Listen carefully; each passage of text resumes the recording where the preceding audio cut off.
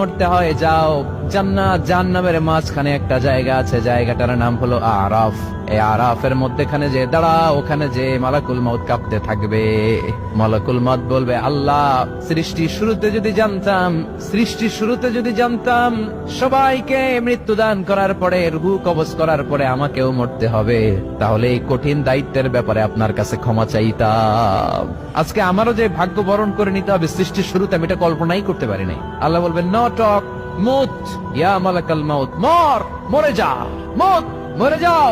বলার সাথে সাথে মালাকুল মউত এক বিকট চিৎকার হাঁকিয়ে মরে যাবে। মালাকুল মউতের চিৎকারটা সেদিন এত ভয়ঙ্কর হবে, বিষ্ণু ঈসা ইসলাম বলেন, ওই চিৎকারের আওয়াজ যদি পৃথিবীর মানুষেরা কান দিয়ে শুনতে পেত, তাহলে কিয়ামত সংগঠিত হওয়ার জন্য আলাদা করে ইসরাফিলের সিংহার প্রয়োজন হতো না। ওই চিৎকারের আওয়াজে প্রতিটা মানুষ কানের পর্দা ফেটে ওই জায়গায় লাশ হয়ে পড়ে যেত। এবার ডানে বায়ে সামনে পেছনে উপরে নিচে কেউ নাই, একজন ছাড়া। জোরে বলতে হবে, তিনি কে?